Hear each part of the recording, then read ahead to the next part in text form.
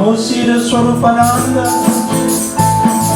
Paramahamsa Namine, Gora Karuna Swarupaya, Radha Krishna Prestaya.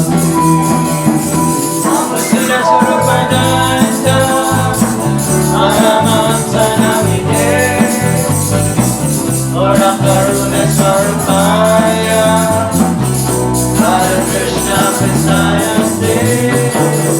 Namo Siddhaswarupananda, Paramahamsa Namine, Gora Karuna Swarupaya, Radha Krishna Prestaya. Namo Siddhaswarupananda, Paramahamsa Namine, Gora Karuna Swarupaya, Radha Krishna Prestaya. Shri Krishna Chaitanya, Radha Krishna Nayanya, Shri Krishna Chaitanya, Radha Krishna Nayanya, Shri Krishna Chaitanya, Radha Krishna Nayanya, Shri Krishna Chaitanya, Radha Krishna Nayanya, Shri Krishna Chaitanya, Radha Krishna Nayanya, Shri Krishna Chaitanya, Radha Krishna Nayanya, Shri Krishna Chaitanya, Radha Krishna Nayanya, Shri Krishna Chaitanya, Radha Krishna Nayanya. Bhagya Shri Krishna Chaitanya, Prabhu Nityananda, Shri Advaita Gadadara, Shri Vasudeva Gaur Bhakta-vrinda. Bhagya Shri Krishna Chaitanya, Prabhu Nityananda, Shri Advaita Gadadara, Shri Vasudeva Gaur Bhakta-vrinda. Gopala Govinda Rama, Hari Bol Krishna, Madana Mohana, Hari Bol Krishna, Gopala Govinda Rama, Hari Bol Krishna, Madana Mohana, Gopala Govinda Rama, Madana Mohana, Gopala Govinda Rama, Madana Mohana. Gopala Govinda Rama, Hari Bol Krishna, Madana Mohana, Hari Bol Krishna, Gopala Govinda Rama, Hari Bol Krishna, Madana Mohana, Gopala Govinda Rama, Madana Mohana, Gopala Govinda Rama, Madana Mohana. Gopala Govinda Rama, Hari Bol Krishna, Madana Mohana, Hari Bol Krishna, Gopala Govinda Rama, Hari Bol Krishna, Madana Mohana, Gopala Govinda Rama, Madana Mohana, Gopala Govinda Rama, Madana Mohana. Jaya Jaya Gurudev, Hari Bol Krishna, Jaya Jaya Gauranga, Hari Bol Krishna, Jaya Jaya Gurudev, Hari Bol Krishna, Jaya Jaya Gauranga,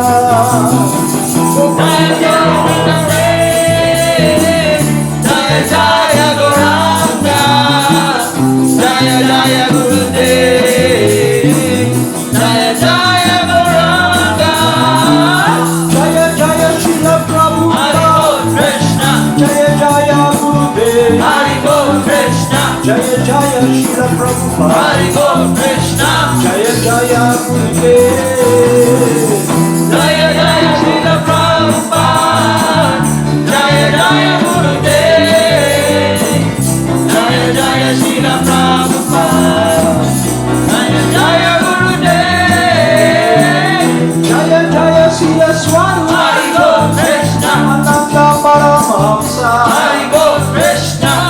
Jaya Siddhaswarupananda Haribo Krishna.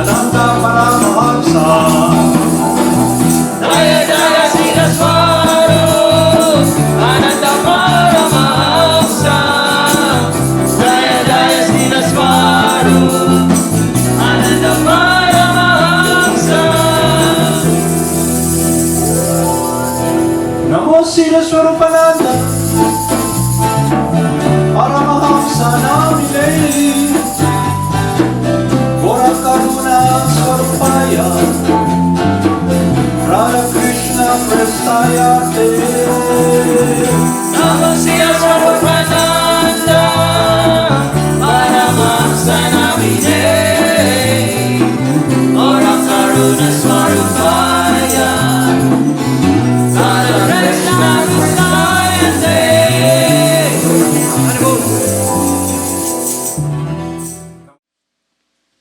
So, Haribol Namaste. So, ngayong umaga, babasahin natin yung mga activities or principles favorable to the execution of pure devotional service. So, ang goal talaga natin ay makamit natin yung pure devotional service to the Supreme Person, to be loving the Supreme Person.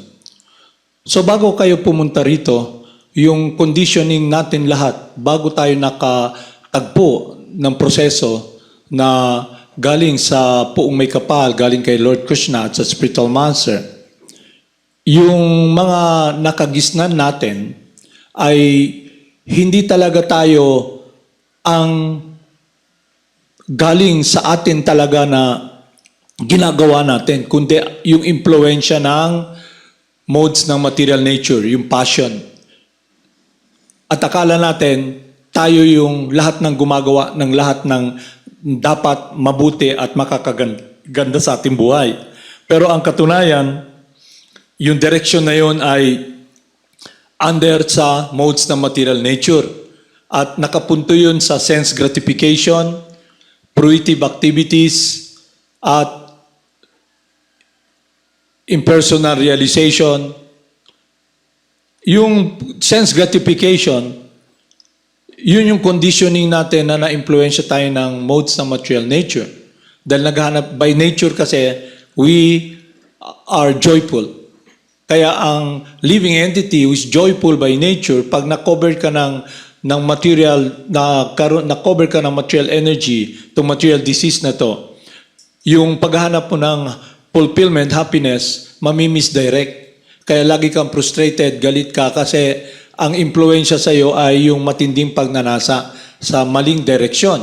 Ang direksyon mo ay paghahanap sa kaligayahan sa mga pangdamdam mo sa senses. Kaya nangyayari, frustrated ka parate. Kaya magulo ang isipan natin. Dahil yung proseso na ginagawa natin ay hindi talaga freedom or tagumpay, kundi slavery. Ibig sabihin nun, naging alipin tayo ng isipan natin, ng senses natin, dahil ang nangyari, we are so much immersed in selfishness. Kung anong gusto lang natin gawin. Ang problema ay hindi tayo, ang senses, hindi rin yun. Kulang pa yun na kaalaman. Ang kaalaman talaga ay we are not the supreme enjoyer. We are not God. Kaya hindi tayo self-sufficient. Kaya yung paghahanap natin, decision-making natin na tayo lang, ang nangyari, naging alipin tayo ng matinding pagnanasa at ng material nature. Kaya walang patutunguhan yung mundo na yon dahil yung mundo na yon at mga galaw na yon ay walang kaligayahan, kundi kaguluhan ng isipan at walang pundasyon na magbibigay sa atin ng tagumpay. So ngayon, makikita nyo, ano yung ginagawa natin araw-araw? Discipline. Kailangan disiplinahin natin yung isipan natin, yung senses natin, at pagdisiplina na yon ay may kaakibat na tulong sa atin ang Supreme Person, ang Spiritual Master sa si Lord Krsna.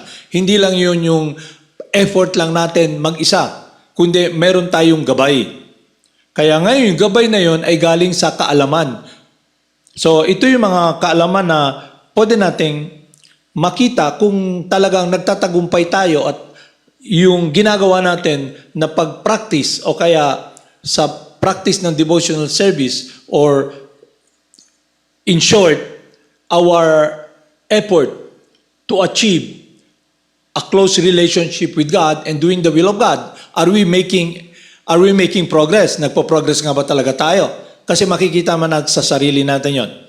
Number 1, kung yung happiness natin within, ibig sabihin nun, you experience happiness within, fulfillment within. Kaya yung experience mo ng sensual enjoyment or suffering, you become aware that you become indifferent sa mga passing suffering, happiness. Hindi ka, pag may suffering, may distress, you're not touched.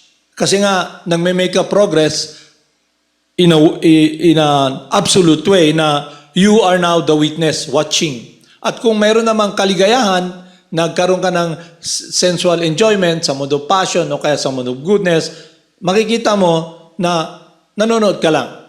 Hindi ka talaga nagda-dive na ito na yung buhay.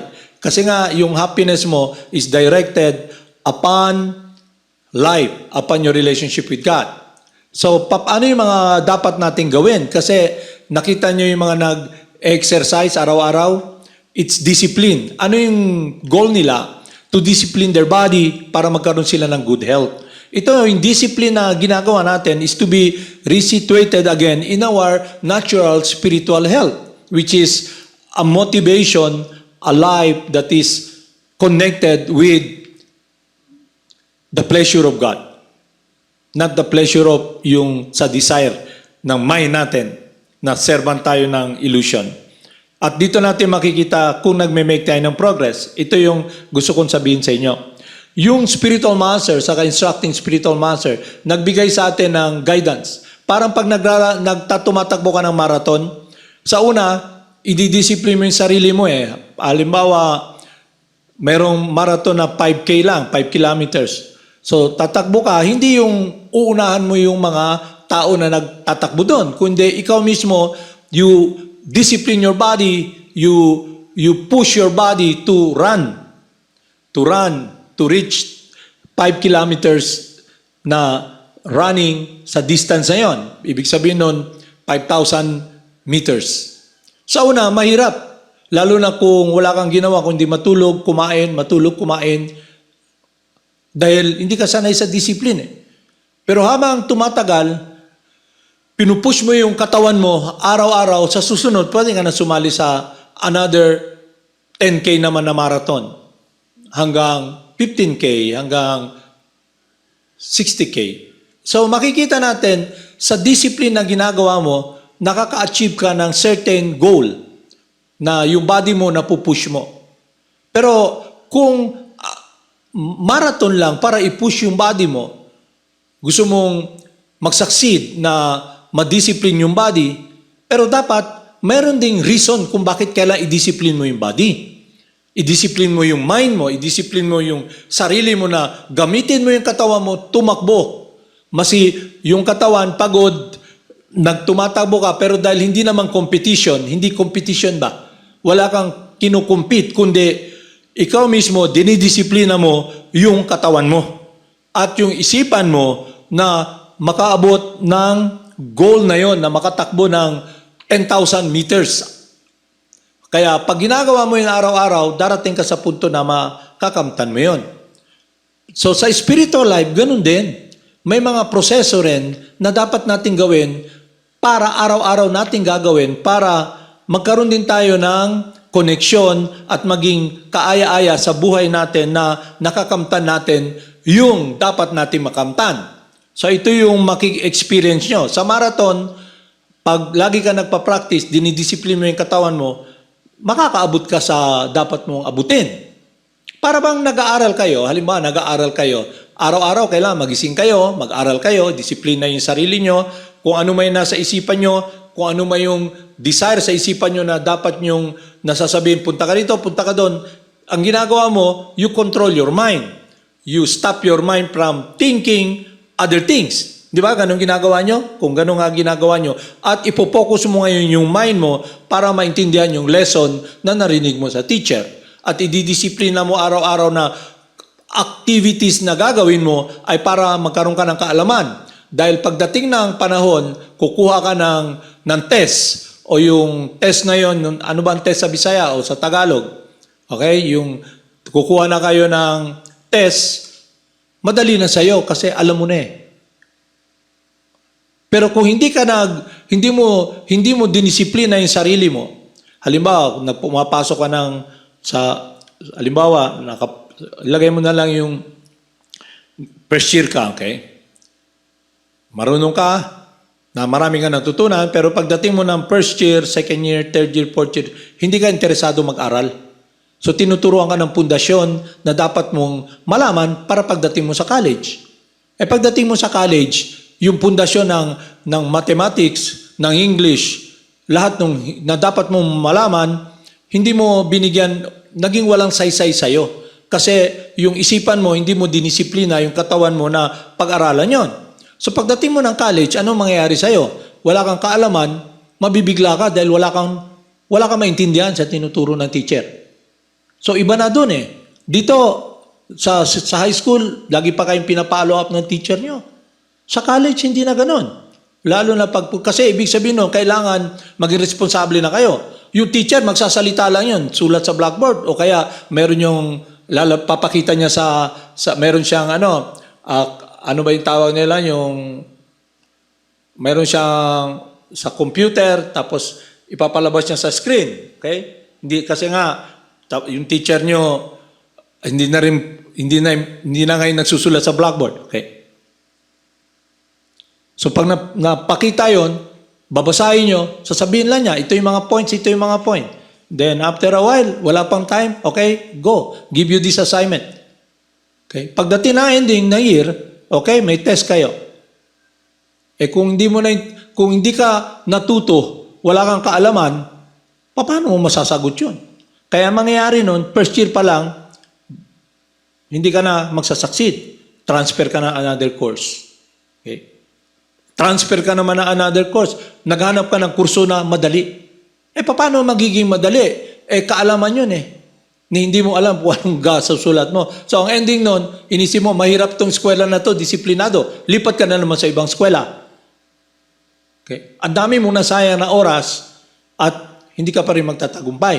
At pag ilagay mo na pinapasa ka dahil, siyempre, ayaw na siguro makita ng teacher yung mukha mo araw-araw, nandun ka, pasa ka na lang dahil yung nanay mo laging nagbabantay sa'yo, laging tumatawag, kumusta anak ko, sige, pasa na lang yan, pumasa ka.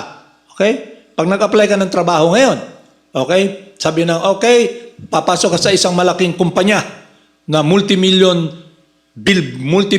company. Okay? Tapos, yung slot na papasukin mo, very vital, importante.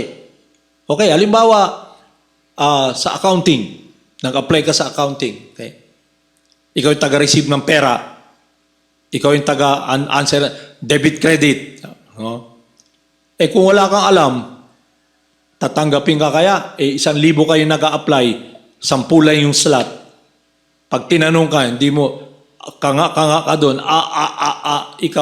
ikaw na manager na nagraran ng kumpanya, ibibigay mo ba yung responsibility sa isang taong tangingot na walang kaalaman dahil nag-apply lang? Ito, material aspect pa lang to, ha? Naintindihan nyo? So, ibig sabihin nun, nothing ventured, nothing gained. Hindi ka magtrabaho, wala mangyayari, wala kang tinanim, wala kang anihin. Hindi pwedeng, kagaya ng ginagawa nyo ngayon sa buhay nyo na, total, nandyan naman si tatay, nanay, tulog. Tumatanda yung tatay, nanay nyo eh. So, darating ang panahon, wala na sila, wala na kayong mahingan. So, barkada-barkada kayo. Pagdating ng barkada, lahat ng barkada nyo, darating na yung panahon, magkanya-kanya rin kayo. Ikaw, nakatayo ka doon, akala mo, okay na yung buhay mo dahil sa hindi ka naging responsable, hindi ka nakinig. Sa material aspect pa lang to. So, nakatayo ka doon, graduation, meron ka mga medalya. Medalya mo, anong tawag doon medalya doon? Yung award mo. Ano yung award na? Ano ka? Hindi. Yung award na talagang nag-aral ka doon ng simula. Loyalty award. So may loyalty award, okay? May loyalty award ka, okay? Pero ang problema doon, nagpunta ka sa eskwela para matuto. Hindi pwedeng dali mo yung pangalan ng eskwela sa UP. UP ako graduate ako sa UP. Okay. So nakatayo ka doon, graduation, empty bag. Walang laman yung bag mo. Kaya paglakbay mo, walang laman. Kaya pag trabaho mo, walang laman. So wala kang, tataka ka ba't ang hirap? Okay. So ang mangyayari sa'yo, ano na lang, magiging gambler ka. Alam mo yung gambler? Marka bahala, magagamble ako kasi ganito. Magsusugal ka. Sugal, hindi yung sugal na magsusugal. Lagi ka na lang, baka pwede. So yun yung makikita nyo. Kaya makikita nyo sa Pilipinas, karamihan, ganun yung nangyayari rito. So ganun din mangyayari sa inyo. So sa spiritual life naman, dahil yung goal ng dati nyo is magkaroon kayo alleviation, to be relieved from suffering, enjoyment, gano'n. Pero ang problema, pag hindi rin kayo natuto sa tunay na kaalaman, sa tunay na buhay, ito material pa lang yun, sa tunay na buhay. Ikaw talaga ba? Ang tinatanong mo rito, bakit kailangan magtrabaho ako at dumating sa punto na araw-araw yun lang ginagawa ko at iwan ko rin? Ano ang kamatayan? Saan ang kaligayahan? Ano ang tunay na pag-ibig? Saan talaga ang pundasyon ng buhay ko? So ngayon, kung wala kang kaalaman din doon na hindi ka nag-aral, hindi mo sinundon yung proseso na tinuturo ng magigiya sa'yo, guide sa'yo, wala ka rin patutunguhan. So ito yung dapat makita natin. So ngayon, nabigyan kayo ng pagkakataon, maintindihan, marinig yung turo about teaching ng Supreme Person coming from God through the spiritual master. There are 6 principles favorable to the execution of devotional service. Enthusiastic. May gana ka ba? Endeavoring with confidence. Confident ka ba na pag ginagawa mo, alam mo, para bang pag uhaw ka, o kaya pag gutom ka, may pagkain dyan, confident ka na pag kinuha mo yan, kinain mo, mabubusog ka. Okay? May confidence ka ba? Being patient. Kaya mo bang magtiyaga? Di ba lagi may kasabihan, pag may tiyaga, may nilaga. So, kaya mo magtiyaga? So, ngayon, paano ka makakaroon ng tiyaga kung ang nagdidikta sa'yo, hindi naman talaga galing sa kaibuturan ng puso mo? Ang nagdidikta sa'yo yung isipan mo, na punong-puno ng matinding pagnanasa, frustration, anger, experience. Kaya, ang inisip mo na alibyo, kung ano yung na-experience mo sa isipan mo, at ano yung nakikita mo. Acting according to regulative principles such Sarvanam, Kirtanam, hearing, chanting, and remembering Krsna. So dati, bago ka nagtanong sa buhay mo, saan ba ako makakita ng alibyo? Okay? Binigyan ka ng paraan para makita yung alibyo through the Supreme Purifier, the Holy Names of God, yung proseso. Kaibahan sa na-experience mo dati. Ngayon, susundin mo ba yun o bahala na lang? Okay? Kasi nakasanayan natin maging tamad, hindi tayo sumusunod hindi tayo obedient, wala tayong sincerity, wala tayong faith sa someone na nagmamahal sa atin, at sa punto na to ay ang Supreme Person na nagbibigay sa atin ng kaalaman through sa spiritual master para sa kabutihan natin. So hindi natin alam kung paano ba talaga na mabibigyan tugon yung mga tanong ko sa buhay na magbibigay sa akin ng tunay na koneksyon sa security, sa paghahanap ng happiness. Hindi natin matutugunan yun kung hindi rin yung susundin yung proseso. Para pag may sakit ka, tapos pumunta ka sa doktor, binigyan ka ng gamot ng doktor, ito, inumin mo to para mawala yung sakit mo sa 7 araw, ganito inumin mo, hindi mo sinusunod.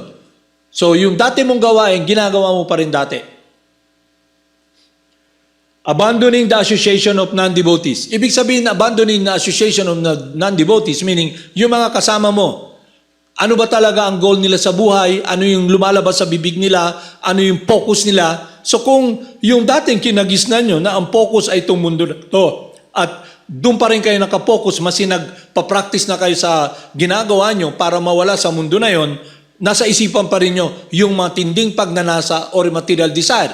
Hindi pa rin kayo na-liberate. Hindi pa rin tayo na-liberate na nandito ka, inisip mo, kailan kaya mahihinto yung parusa na nangyayari sa akin. Ano yung parusa na yon?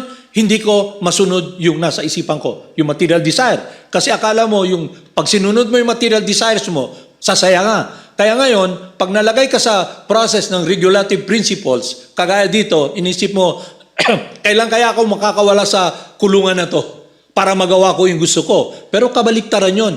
Ang mangyayari nun, dahil meron ka pang gana at ang nagdadala sa iyo ay ang matinding pagnanasa sa isipan mo, yun pa rin susundin mo. It's all about you. Kaya mangyayari, you're alone with nothing and you die alone. Walang security. Ang proseso natin is to have a security of a relationship with God. Ibig sabihin nun, you are connected with what you're longing for. Yung happiness, who will give you protection, the Supreme Person. Who controls everything, who owns everything. Kaya lang, ang naging idea kasi natin, ginagamit natin yung proseso ng senses natin. Limited yung senses natin material. So hindi ka makakapasok sa mundo na yon. Kaya yung proseso ng devotional service ay gagamitin mo yung katawan mo, ididisiplina mo yung katawan mo at ikaw magme-make ka ng decision, sundin yung disiplina na yon para makamtan mo yung tagumpay. Sa kabila, yung marathon o kaya yung jogging na ginagawa ng mga tao dyan, ginagawa nila yung dahil napifeel nila dahil, bakit ganito nangyayari? Lumalaki yung katawan ko. Hindi na ako makalakad halos. Yung tiyan ko, palaki ng palaki. Magja-jogging ako. Araw-araw. Ang goal nila, para magstay sa katawan para maka-experience ang ginhawa sa katawan. Pero definitely, yung katawan, natural na magkakasakit, tatanda, at iwan mo rin yung katawan. Ang ngayon, yung proseso natin ay kaiba. Yung material life, sa una, matamis tignan. Kasi, gusto mong kumuha ng something Kagaya ng iba, nagja-jog para magkaroon ng magandang figure, alam mo, para makapunta sa beach, makasuot sila ng mga shirts na magaganda, na makikita yung katawan nila. So, ganda ng katawan mo, di ba? It's all about them. Pero dito iba. You are engaging sa process wherein you are connecting your whole life under the guidance of God. Ngayon, kung matalino ka, ang guide mo sa buhay dati, sarili mo, limited ka, ligaw ka nga wala kang pupuntahan. At ang mga sinusunod mo association ay yung mga nag-struggle din, nalulunod din. Kaya sabay-sabay kayong malulunod. Okay? Kaya ang ginagawa natin dito sa training program ay tuturuan kayo lumangoy. Kasi pagdating ng panahon, kung sino yung marunong lumangoy, yun yung lulutang sa tubig. When you hit the streets outside, halimbawa, nandito kayo sa training ngayon, nakita nyo ang hirap pala rito. Dinidisiplina ko sarili ko. Pero bakit hindi na lang yung dati kong ginagawa? Okay? Sa una, yung dati nyong ginagawa, sa una maganda tignan.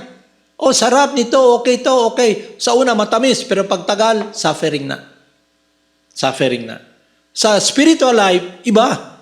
The more na nakakaroon ka ng, dumating ka sa point na you become free and you become liberated from this false bodily identification at nalaman mo na kung sino ka at yung puso mo, yung buong buhay mo, nakikita mo yung difference between your mind, your intelligence, at alam mo na kung saan ka pupunta. Kasi alam mo, dead end tong mundo na to And anytime you leave the body, saan ka pupunta? Saan mo hanapin yung kaligayahan? So yun yung proseso na trinain ka para pag dumating ang panahon, lulutang ka. Kasi when you come to, marunong kang lumangoy. Kasi when you come to the point na you hit the streets, iba na itong mundo na to Para ka na sa perya ba? Alam mo yung sa perya? Sa circus. Di ba? Ang daming, ang ganda rito, ang ganda rito. Okay? Pero, ang sabi ng saintly person, don't ever think that this planet Earth or this universe na nandito, death is certain. All of you will die, leave the body. And you're eternal. Why model in matter, which is a different energy from you? Pero kung matigas ang ulo mo, yung Ang point dito, yung discipline na ginagawa nyo, na yung anchor nyo, yung angkla nyo, yung puso nyo is anchored upon someone who loves you eternally. And that person is the Supreme Person. And that person who comes here, who gives us guidance, is the Spiritual Master. Yun yung discipline na tinuturo, which is natural sa inyo. Parang yung isda ba, ibabalik sa tubig. So, ito yung mga experience nyo. Following the footsteps of previous acharyas. So, makikita natin, lahat ng mga previous acharya means devotee of God, pure lover of God. So, makikita natin, yung mga individual na hirap sa buhay, sinunod nila yung yapak ng mga saintly person, nagsucceed sila. Nakita nyo si Migari, diba? Sinunod niya si Narada Muni. With faith, he's protected. So, ibig sabihin, nagsucceed siya. Dito sa mundo, nakita ba niyo yung nagsucceed dito? Materially, iwan nyo lahat. Kaya nga, ang tawag dito sa mundo na to, it's a planet of death. At lahat dito, garbage collector. Pero, ikaw na kondisyon ka, kasi ang nangyari kasi rito, para sa'yo, wala nang halaga lahat. Kasi yung buhay mo dati, nag-identify ka sa material world, si Maya na kondisyon ka na walang halaga ang pagsisilbi sa Diyos. Ang mahalaga ay kung anong gusto mo. So ibig sabihin nun, kailangan ma-purify tayo from this ignorance because you'll never be happy when you're not connected with devotional service or loving God. Kaya nandito ka, nagsasuffer. Akala mo yung suffering lang, hindi ka makabili ng gusto mong bilhin? Hindi lang yun. You suffer to be born in different species of life. You experience death, pain, lahat. Hindi mo malalagay yun sa kahon na akala mo, oy, iyahay ka ngayon. If you have about ng toothache lang sakit ng ngipin, di ba? Ang hirap na. Imagine mo may cancer ka. Imagine mo may cancer of the colon ka. May kidney problem ka. Tapos ang pinaka-shelter mo ng happiness is your body. So, ang nangyari nun, you live in pain. Yung akala mo na enjoyment, it's painful. Yung akala nyo na suffering sa beginning, to control your senses, to control your mind, to direct your life, sa una parang mahirap. Kasi nga, we have been so conditioned ba? Our heart is so hard, hindi natin ma-experience yung relationship ng pag-ibig sa Diyos. Pero after chanting the holy names, you become purified. You experience what is compassion, what is care. Sa dati, wala kang care, masi sa sarili mo eh. Kaya wala ka rin care sa mga kasama mo. Kaya ang ending nun, hindi yung practice mo ng discipline, to discipline yourself means to direct your life kung saan yung magiging maganda mong kinabukasan, which is to go back to the world that there is no death. Pero dahil attached ka man sa mundo, inisip mo, mama ko, papa ko, asawa ko, anak ko. Pero in the end, you die alone, you leave this world alone. Hindi natin na ano yun kasi si Maya, ititrick ka niya eh. Si Maya, ititrick ka niya dahil through the mode of passion, magiging enjoyer ka kasi agitated yung senses mo, makakalimutan mo nagsasuffer ka. Pero lahat ng enjoyment, sa una, matamis. Pagtagal, wala nang lasa. Kasi, sensual enjoyment. At doon mo makikita na yung person who is sensuous, magulo-magulo yung utak.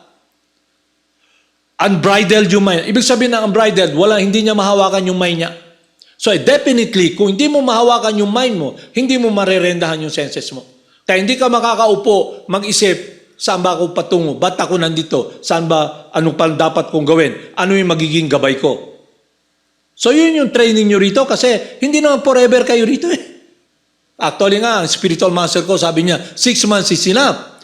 Just learn the truth and apply yung process that is sustainable. You chant the holy names. When you chant the holy names, you make progress. Kaya lang, you must follow yung system. Okay? You must follow yung system. You must follow the process. If you don't, then nothing ventured, nothing gained. Kagaya na pumasok ka sa eskwela dahil pinapasok ka lang, dahil nuisance ka sa bahay at naiisip ng mama, papa mo, magandang kinabukasan mo, pero ikaw hindi mo nakita yung value na ng hirap, ng nila na yung kakainin nila, yung bibili nila, binibigay sa'yo para magkaroon ka ng magandang future. Kaya sinayang mo rin. So, ang mangyayari nun, pag ending, wala kang dala, empty bag.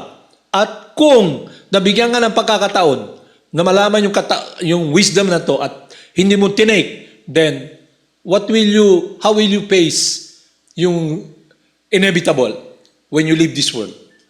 And not only that, habang nandito ka, na hindi ka connected sa source ng happiness, sa pleasure ng Supreme Person, you'll experience an empty heart.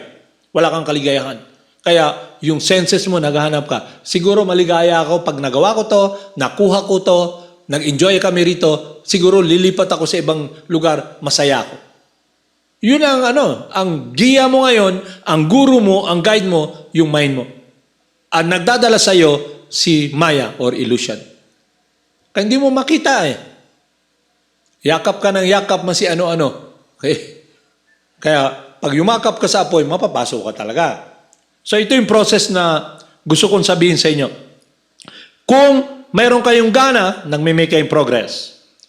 Kung confident kayo, ibig sabihin may faith kayo, Krishna protects you. Kasi sinunod mo yung instruction ng Supreme Person eh. At ano yung protection na yun? Yun ang turo sa Christianity. Love the Father with thy whole heart, thy whole mind, thy whole being. And second unto that is you experience loving others. At hindi lang yun. Yun yung sinasabi ni Lord Krishna. When you approach the spiritual master, you listen from him and learn the wisdom about your relationship with God. That is an eternal activity that you should be engaging in. At habang nag-i-engage sa process na yun, you experience sweetness and happiness. Kaya in the face of adversity, sa hirap lang nangyayari, hindi ka natatouch. You come to the points of transcendence. At ano yung consciousness ng someone who is transcendental? He's not elated when there's happiness. He's not in distress when there's suffering. He sees everything with an equal vision. He sees a dog, an elephant, a brahmana, a living entity as all children of God. He sees this material world, inanimate matter, belonging to God. And he is in a situation given with this wisdom to connect himself with the transcendental world or the love of God that is given to him. Kasi hindi kayo pwede sabihin, give me love. Love is inseparable from you. Kaya lang nangyari because of your selfishness, because of your direction in this material world, na misdirect yung pag-ibig mo. Kaya dun yung gana mo. Wala kang gana pag spiritual life.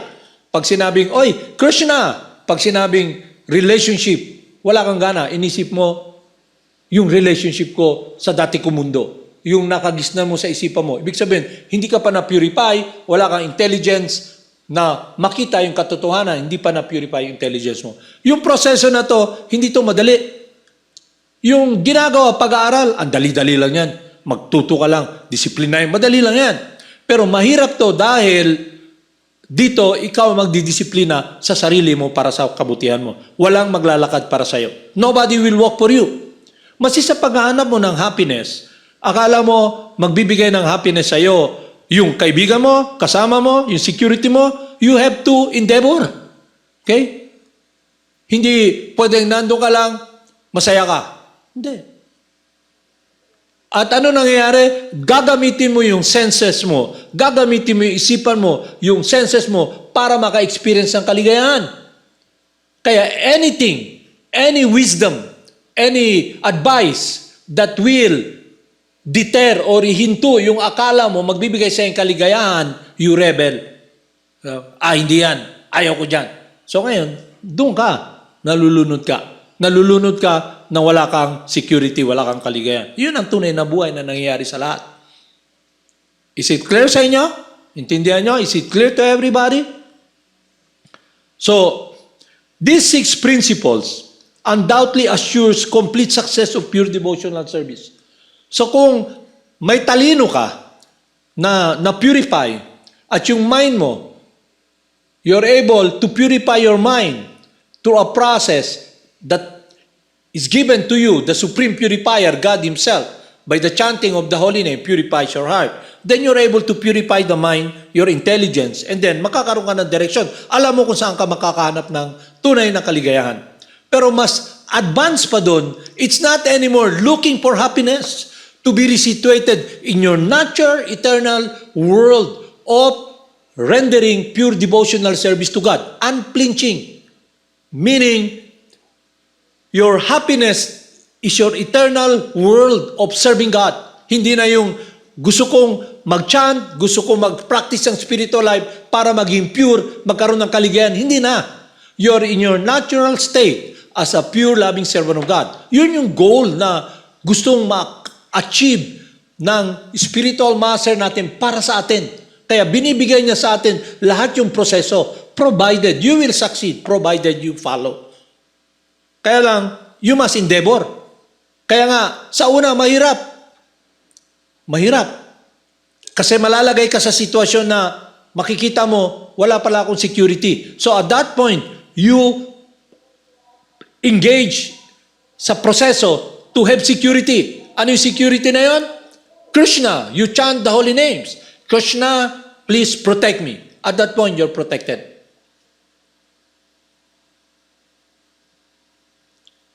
So, following the footsteps of the saintly person. Look at Prahlad Maharaj. Kilala niyo si Prahlad Maharaj, di ba? Papa niya, pinaka-greatest demon. Di ba? Who protected Prahlad Maharaj? Krsna. Batang maliit. So, pinakita lang dito, even a child, anybody who takes shelter of Krsna will be protected. Kasi yun ang promise niya eh. It's a relationship. So, yung relationship na eternal yun. And that relationship gives you ananda, happiness. Because you are now secured within your heart. It's not anymore the worry of the mind. The mind will be worrying. Ang dami. Because the mind is not real. It is about lahat ng desire nyo, lahat ng agam-agam nyo, nasa mind, sa experience nyo. And it is being pushed or supplemented by Maya. So, nandito ka sa mundo na to. Kaya puro ka takot, puro ka angal.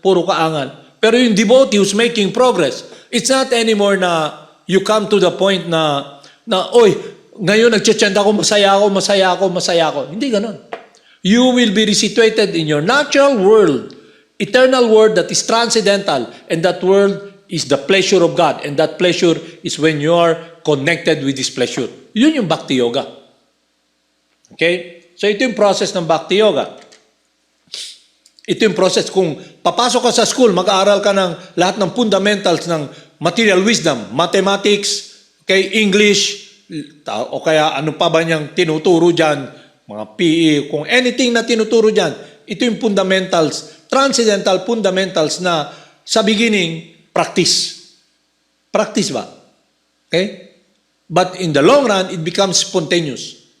Para bang nakita kita ngayon, nakita ko yung katawan mo. Hindi naman, pag nakita yung katawan mo, yung mata mo, nakatingin ako sa'yo, nakatingin ako sa mata ko. Spontaneous ba? Nakikita ko yung mata mo. Nakikita ko, nakikinig ka. Makikita ko rin kung natutulog ka. Okay? Spontaneous ba? Okay? So, when you are situated in your natural state of serving and loving Krishna, everything is spontaneous. Spontaneous. Kaya wala si Krishna sa vision mo, pero yung mundo mo, si Krishna pa rin. Just like the resident of Vrindavan. Si Krishna pumunta sa Mathura, still si Krishna pa rin. Even si Jesus Christ, the Son of God, nandito siya sa mundo, spontaneous. Ang Father ang inisip niya. So He's not of this world. Ano yung mga tao na nandito? They're of this world. Lahat tayo of this world. Kasi we identify with this gross body. Then we suffer the effects of birth, death, disease, and knowledge. To be transmigrating from one body to another. And we are lost in this darkness. Nakita niyo yung problema? Yung problema, hindi nyo nakita yung lugar nyo. Ang problema, hindi lang nyo narinig yung boses ng nanay nyo. Ang problema natin, nandito ka sa mundo ng kamatayan. At lahat ng gagawin mo, may katapusan. Kaya lahat ng security mo, na akala mo security mo, hindi talaga security, iwan mo eh. At yung panandalian, security, ang ending doon, kaguluhan. Dahil wala kang security talaga eh. So, ang punto natin dito is to be in harmony. Harmony ba? Magkaroon ng kaaya-ayang eternal na relasyon sa source ng happiness, Krishna. Kaya hindi ka na mag-iisip na, oy, para makaluwas ka, mag-chant ka kasi may kaligayahan. Hindi ganun yung buhay mo. It is your life to serve and love God. Yun ang devotee. Ngayon, makikita mo how far you are. How far you are when you have no enthusiasm, you are not confident, wala kang perseverance. Tiyaga ba? Perseverance. Hindi mo kayang harapin to make a stand for what you should be standing for. Kaya mangyayari nun, para kang kawayan kung saan yung ihip ng hangin dun. O kaya para kang clouds na kung saan yung ihip ng hangin dun ka. Hindi ba yung nagme-make ka ng stand dahil fix ka, may pundasyon ka. Kaya nga, kung matalino ka at narinig mo yung wisdom na to, magkakaroon ka ng pundasyon. Kaya nung sinabi ni Jesus Christ, God is my rock. Pundasyon niya ba? Okay? So ngayon, ang gagawin natin, instead na mag-speculate kayo to ascend to God, kailangan nyo ng pundasyon. Kailangan natin pundasyon. Parang pag gumawa ka ng building, kailangan mo muna ng pundasyon. Hindi pwedeng tatayo ka ng building, 8th floor ka agad. Hindi mangyayari. Diba? Kailangan mo na nyo ng pundasyon. Kaya yung pundasyon ng kaalaman, it's about yung question, who am I? Where am I heading? What is my relationship with God? And the process begins with purification of the heart and the mind para makita mo, hindi pala ikaw yung isipan, hindi ikaw yung material desires. Kasi definitely, kung nag-identify ka sa katawan, ang goal mo is to have sensual enjoyment and sensual security. Material things. Hindi naman talaga security yan. Lahat ng forms ng babago. Kaya kung tangingot ka, dito na lang ako, bahala na lang. Pero, kung nag-make ka ng progress, you hold on to that relationship. Dahil, yung relationship na yun is based upon your faith, sincerity, your trust. Because the mercy that you're receiving is based upon unconditional love. Walang kondisyon. He loves you eternally. Kaya kung makikipag-deal ka sa Supreme Person, hindi dapat based upon material consideration. Hindi touch ng modes sa material nature. It is a science we must learn and understand. Unconditional love. So ito yung process na sinasabi sa atin. The 9 process of devotional services follow. Proseso ba? Parang discipline na gagawin mo araw-araw in practice. Hearing the names and glories of the Supreme Personality of Godhead. So hearing the names and glories of the Supreme Personality of Godhead. So magiging mapurify yung mind mo. Makakaroon ka ng security dahil nakikita mo sa pag-chant mo, nakakaroon ka ng happiness, ma-remember, makita yung mga experience ng mga devotees. Kung gaano sila kamahal at gaano nila natikman yung yakap ni Krsna, ng Supreme Person. Okay? Chanting His glories. So dati, ang glory na kinakanta mo, glory mo. Kaya yung mga nagja-jogging, di ba, makita nyo, pwede naman mag-jogging ka to protect yourself. Your body. Yeah? So nangyari, magja-jogging sila, ang lamig-lamig. Magja-jogging ka, naka-backless ka, nakalabas yung tiyan mo. Okay? Pinapawisan ka para ipakita ba? Okay? So it's all about yourself. Pero hindi mo napapansin yun. Me body, me body, me body. Okay? Look at my body. Okay?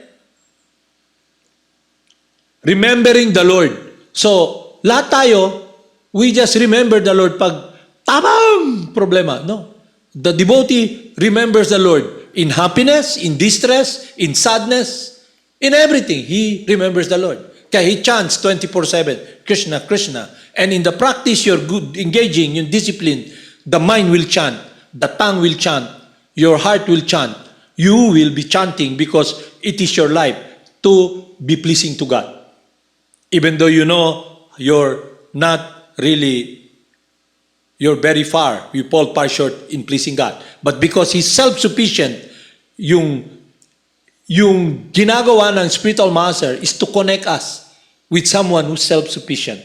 He doesn't need any one of us because we are not, so God, we're not self-sufficient.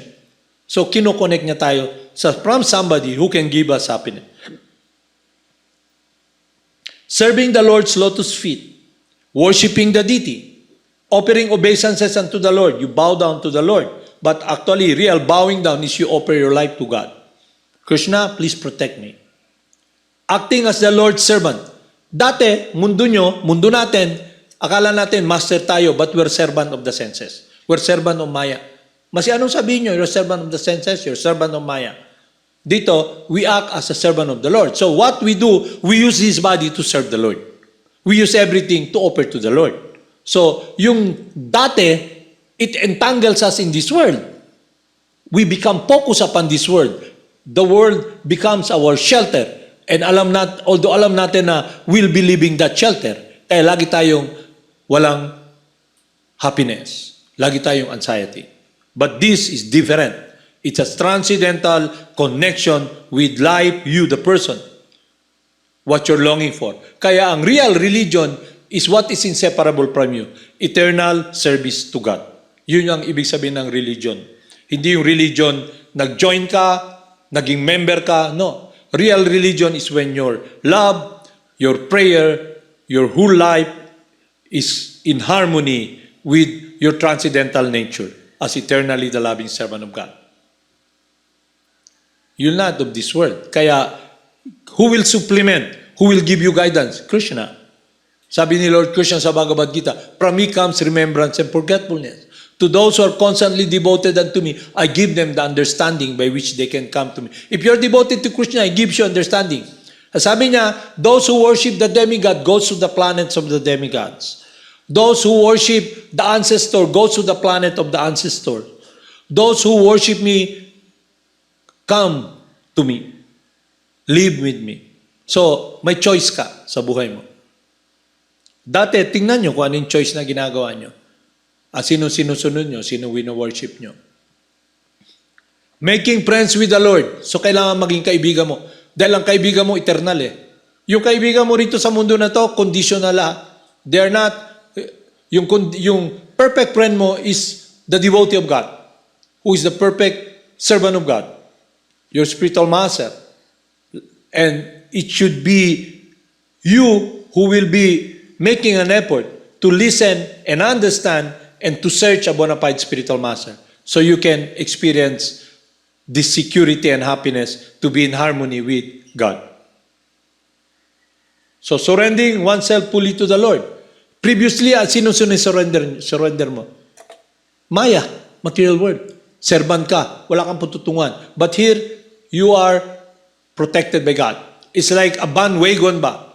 Dadaan. O kaya, big ship, you're drowning, you jump. Huning ka, okay? You will not be drowning. You're in the desert, dadaling ka sa oasis, kung saan may tubig.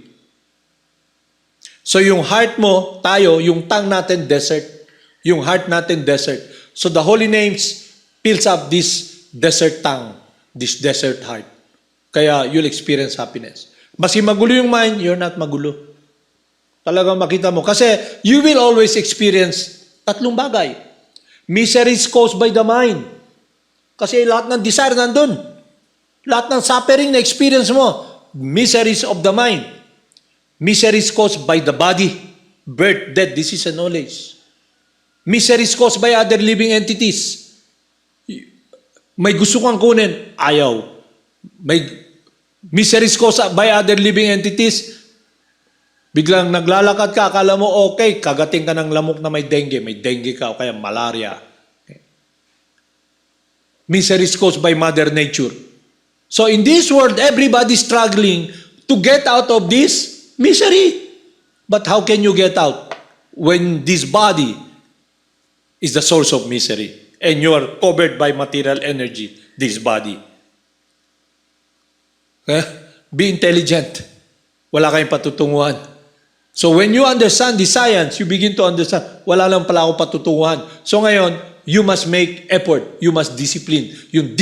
Your body, your mind, at yung discipline na yun will help you succeed in your quest, in your desire to find real fulfillment and happiness. And that is the transcendental world of rendering service to God. Yun ang Bhakti Yoga. Is it clear sa inyo? So when you hit the streets, you have this wisdom and you apply it now, then it will be natural for you wherever you are. Your heart, your mind, kung saan yung interest mo, kung saan yung puso mo, that's where your mind will go. Kaya mas magulo yung isipan, problema lahat, it will always be there hanggat nandito ka sa material world.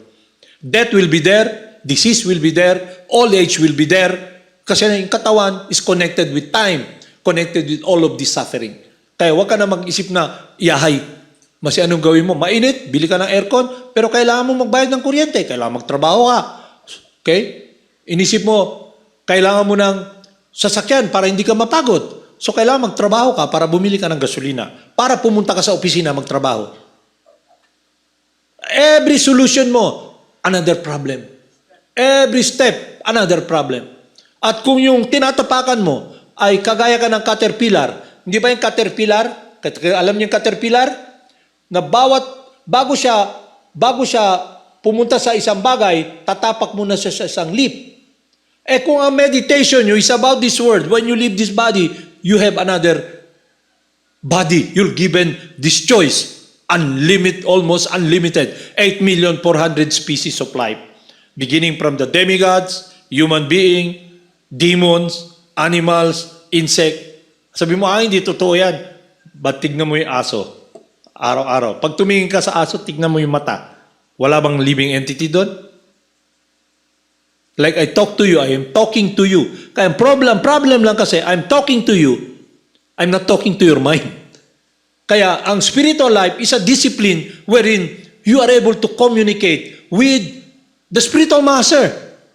Okay? Surrender means you surrender everything. You communicate with your heart. So when you listen with your heart, with your ear, with your life, then you make progress. Kaya nga, ang hirap kung minsan, you come here, talagang badlungon yung mga tao kasi ako, I just let it pass kasi ba't ako makipag-deal sa isipan nyo? Ang gugulo ng isip nyo. Hindi naman kayo isipan. Okay? I like to deal with you because you're a child of God. You're spiritual in that body, suffering.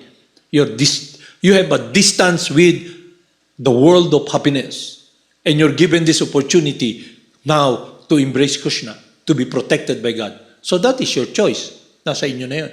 So kung ano man yung kaligut-gut nyo sa isipan nyo, problema na nyo yan. Kasi hindi akala nyo yung gusto nyo ng peace, walang gulo utak nyo, hindi mangyayari. Kasi there will always be misery caused by the body and the mind. Kaya nga may mental hospital. Yung mga tao, they lose their marbles. Ibig sabihin nun, nasa ibang dimension na sila kasi sa mind nila. Is it clear? So, discipline means making progress to experience this fulfillment in your heart. Meaning, you have a relationship that you can keep and cling on at the time you're living this world. And while you're living in this world, it is your protection, the holy names of God. Haribol Namaste.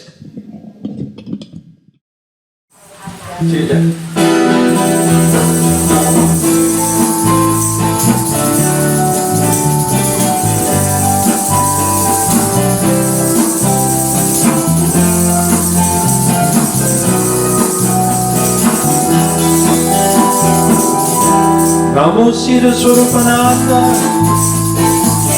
Paramahamsa namine, Gora Karuna Swarupaya, Radha Krishna Praslayate. Namo Siddhaswarupananda, Paramahamsa namine, Gora Karuna Swarupaya, Radha Krishna Praslayate. Shri Krishna Chaitanya, Radha Krishna Dayanya,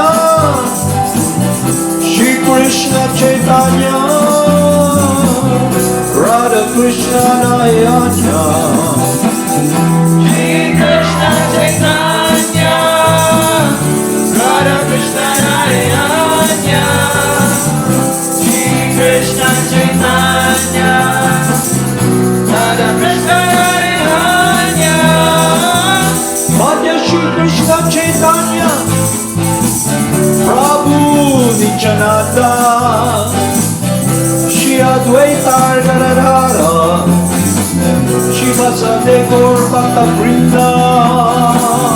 Madhya Shri Krishna Chaitanya, Prabhu Nityananda, Shri Advaita Gadadhara, Shri Vasade Gaur Bhakta Vrinda. Madhya Shri Krishna Chaitanya, Prabhu Nityananda, Shri Advaita Advaita Garadhara Shiva Sadegor Bhakta Vrinda Anya Shri Krishna Chaitanya Prabhu Nityananda Shri Advaita Garadhara Shiva Sadegor Bhakta Vrinda Gopala Govinda Rama Hari Go Krishna Madana Mohana Hari Go Krishna Gopala Govinda Rama Hari Go Krishna Madana Mohana Hari Bol Nitay Gaur Gopala Govinda Rama Madana Mohana Gopala Govinda Rama Madana Mohana Gopala Govinda Rama Hari Go Krishna Madana Mohana Hari Go Krishna Gopala Govinda Rama Hari Go Krishna Madana Mohana Gopala Govinda Rama Madana Mohana Gopala Govinda Rama Madana Mohana Gopala Govinda Rama Hari Go Krishna Madana Mohana Hari Go Krishna Gopala Govinda Rama Hari Go Krishna Madana Mohana Gopala Govinda Rama Madana Mohana Gopala Govinda Rama Madana Mohana Gopala Govinda Rama Hari Go Krishna Madana Mohana Hari Go Krishna Gopala Govinda Rama Hari Go Krishna Madana Mohana Gopala Govinda Rama Madana Mohana Gopala Govinda Rama Madana Mohana Gopala Govinda Rama Hari Go Krishna Madana Mohana Hari Go Krishna Gopala Govinda Rama Hari Go Krishna Madana Mohana Gopala Govinda Rama Madana Mohana Gopala Govinda Rama Madana Mohana Jaya Jaya Gurudev Hari Go Krishna Jaya Jaya Gauranga Hari Go Krishna Jaya Jaya Gurudev Hari Go Krishna Jaya Jaya Gauranga Jaya Jaya Gurudev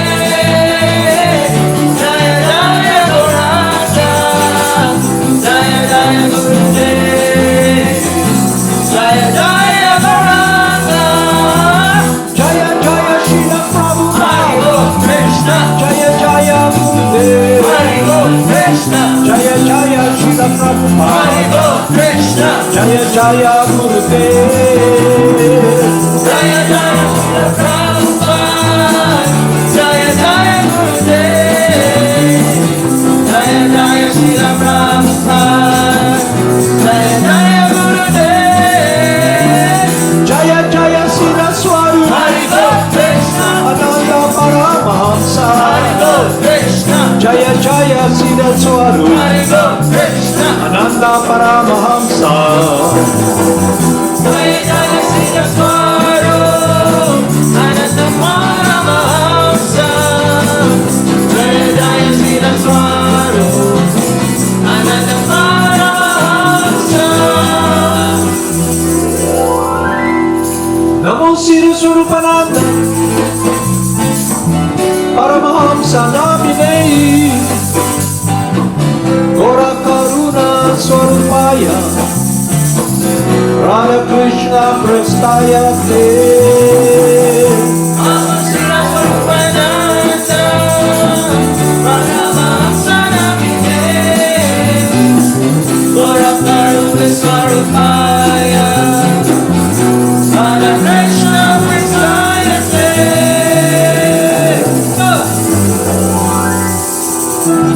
Namo Siddhaswarupananda Paramahamsa Namine Gora Karuna Swarupaya Radha Krishna Prestaya Te